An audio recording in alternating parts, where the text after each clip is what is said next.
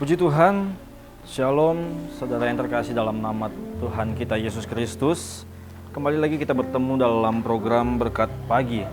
Dan pada pagi hari ini kita akan mendengarkan kebenaran firman Tuhan. Dan biarlah kebenaran firman Tuhan yang kita dengar pada pagi hari ini akan terus mengajarkan kita untuk kita tetap bersyukur dan terus berharap kepada Tuhan. Puji Tuhan, mari sama-sama kita buka Alkitab kita. Kita akan melihat dalam kitab Yehezkiel pasalnya yang ke-26 ayat yang kedua sampai dengan ayatnya yang ketiga. Sekali lagi, Yehezkiel pasalnya yang ke-26 ayat yang kedua sampai dengan ayatnya yang ketiga. Kalau sudah dapat, saudara perhatikan dalam Alkitab masing-masing. Saya akan bacakan firman Tuhan.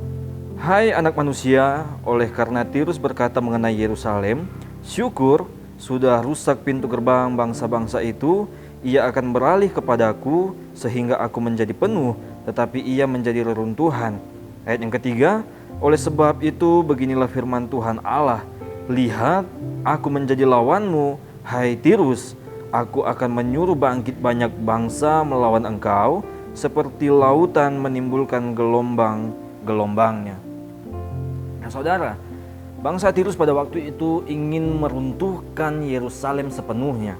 Mereka bersorak-sorai, pintu gerbang bangsa itu sudah diruntuhkan, sudah dirusakkan, sehingga mereka berpikir bahwa dengan diruntuhkan atau dirusakkannya pintu-pintu gerbang Yerusalem pada waktu itu, maka mereka akan dengan mudah untuk menjadikan Yerusalem sebagai reruntuhan.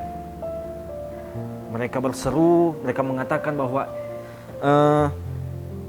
ia akan beralih kepadaku sehingga aku menjadi penuh, tetapi ia, yaitu Yerusalem, akan menjadi reruntuhan.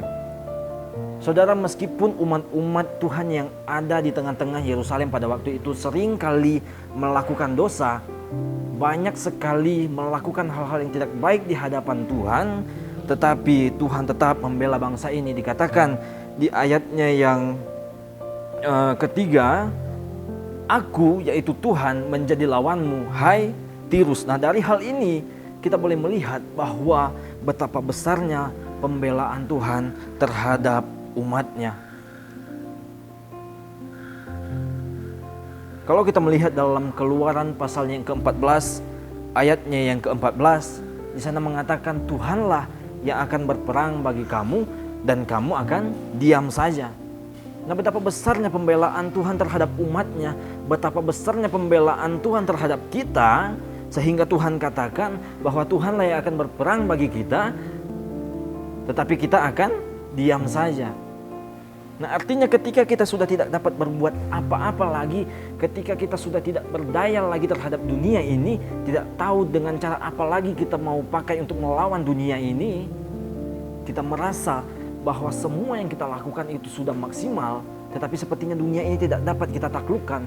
Maka yang harus kita lakukan adalah penyerahan penuh kepada Tuhan. Yang harus kita lakukan adalah berserah sepenuhnya kepada Tuhan.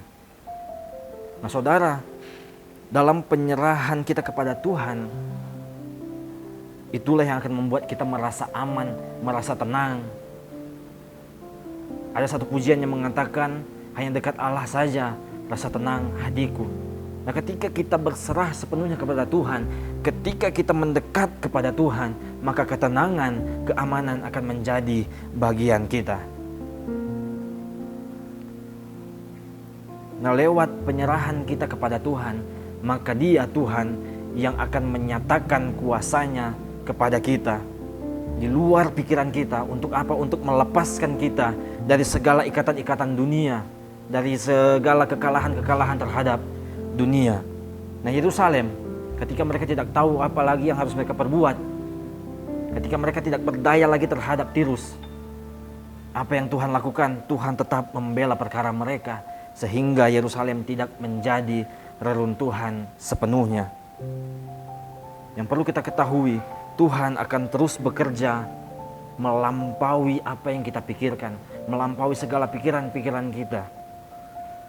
Di tengah kebuntuan sekalipun, Tuhan mampu untuk membukakan jalan bagi kehidupan kita sebagai umat-umatnya.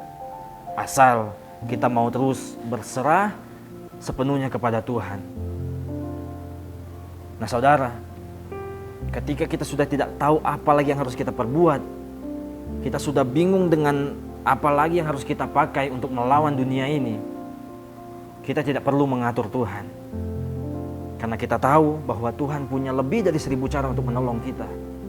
Tetapi tugas kita yang harus kita lakukan adalah berdoa, berserah sepenuhnya kepada Tuhan, dan percaya, maka kita akan melihat kuasa Tuhan dinyatakan dalam kehidupan kita sebagai umat-umat Tuhan yang mau terus berserah sepenuhnya kepada Tuhan.